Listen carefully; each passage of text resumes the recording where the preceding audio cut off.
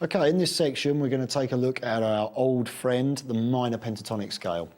Now some of you have probably learnt this scale before, don't doubt that for a moment, but what we're going to do is look at it in a slightly different way. We're actually going to base the shapes around the 5 caged chord shapes and then look at breaking the scales into fragments on pairs of strings that will enable you to navigate much larger proportions of the neck, or portions of the neck should I say, with a relative amount of ease, hopefully. So we're going to kick things off by looking at the E shape, which is like so. E minor shape at the 5th fret. And from that root note, we can play this scale shape. 5, 8, 5, 7, 5, 7, 5, 7, 5, 8, 5, 8. Root note on the bottom E, D, top E. So there's our chord shape.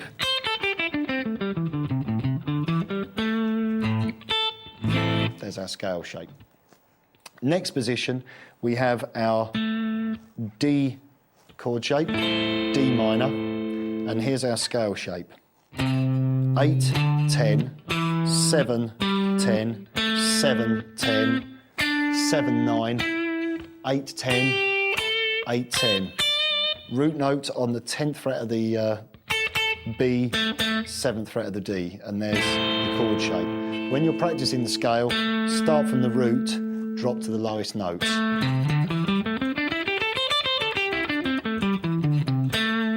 Always best to assign the root note to the area of the neck that you're playing in.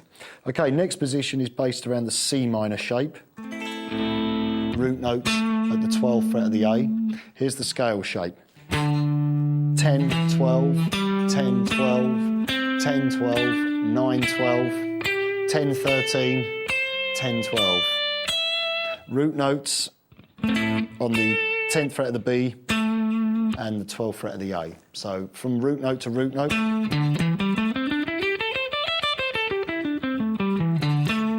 There's our scale shape. Next shape is based around the A minor at the 12th fret. Here's the scale shape. 12, 15, 12, 15, 12, 14, 12, 14, 13, 15, 12, 15. Okay, from root note to root note. Start on the 12th fret A, the root.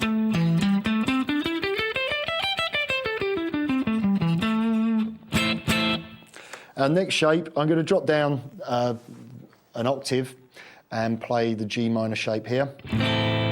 Root note, 5th fret at the bottom E. And here's the scale shape. 3, 5, 3, 5, 2, 5, 2, 5, 3, 5, 3, 5. Root note to root note, start on the 5, back down, and then back up.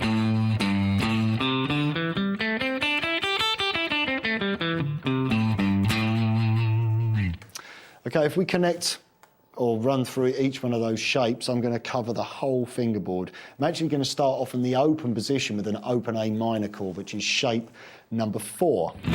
So obviously, go back over that section and practice each shape. Jot them down on a chord box or some tablature, and really nail the shape before you go any further. Okay, here's the whole fingerboard covered. Chord shape first, followed by scale shape. A minor, open position, shape number 4 of the pentatonic.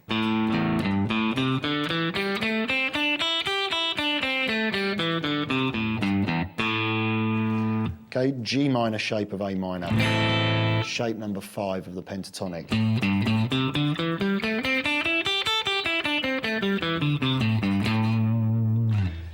Okay, E minor chord shape of A minor, shape number 1 of the pentatonic.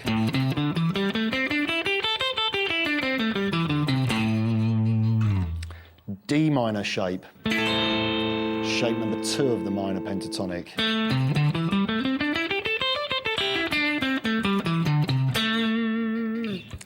C minor, shape of A minor, shape 3 of the minor pentatonic.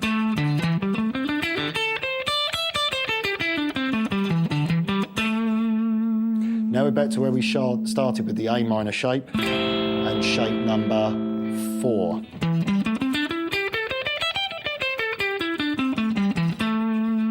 Okay, G minor shape, bit of a squash, and here's shape 5.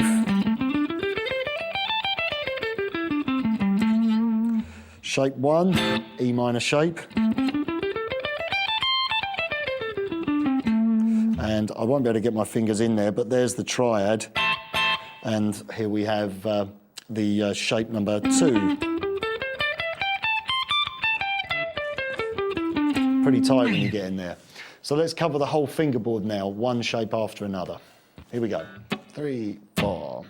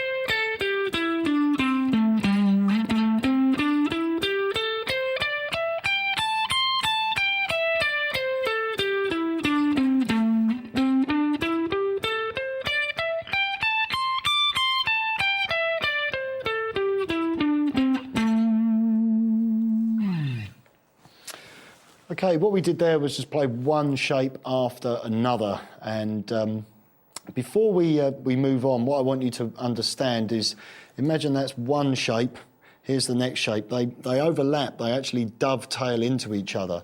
So you'll notice that when I play shape 5, the third finger or the fourth finger plays right across the 5th fret. And then when we change position, your first finger plays right across the 5th fret. So whatever happens at this part of the scale is in the previous shape. Okay, they all interlock with one another right the way up the fingerboard. Now, learning them around cage chord shapes is an excellent thing to do. We can actually look at playing in other keys, which many people avoid when they learn the pentatonic. They seem to just play in the key of A all the time. So maybe we want to play in the key of F sharp. So I'll take an F sharp minor chord. There's the E shape, and I go, shape number 1. Next shape. D minor shape, shape 2. Shape 3, around the C shape. Shape 4, around the A shape. Shape 5, around the G shape. Back. And you can see that I'm covering the whole neck now with another key. If I play for anything that changes key as well, I can actually use the chord shapes to aid my, my negotiation through the different keys. Say, for instance, I was playing over a minor blues and I wanted to outline the chord changes. Say I was playing in B minor and then E minor and then F sharp minor. I've used 3 shapes there. E shape, A shape, and C shape, all minor. So here's B minor. Here's E minor. Here's F sharp minor.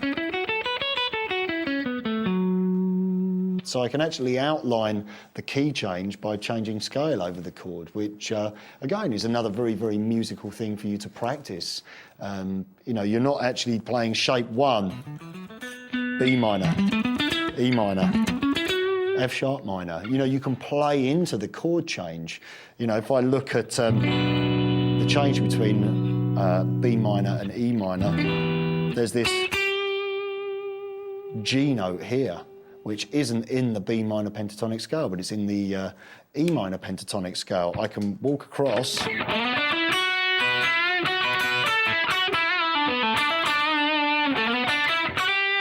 There's the key change.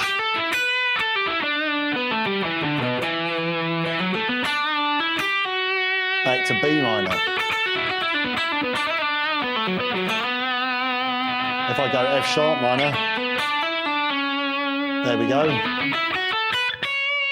E minor. Now B minor.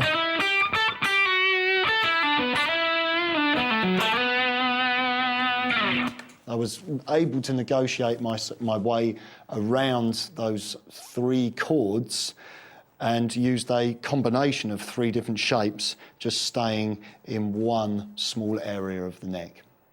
What I would suggest you do is, as with the chords that we've looked at so far, make sure you go through your cycle of fourths through all of the positions of the pentatonic scale. Really make sure that you can play those and learn them around the shapes, and make sure that when you see a chord shape, you know which is the relevant pentatonic to play from that point.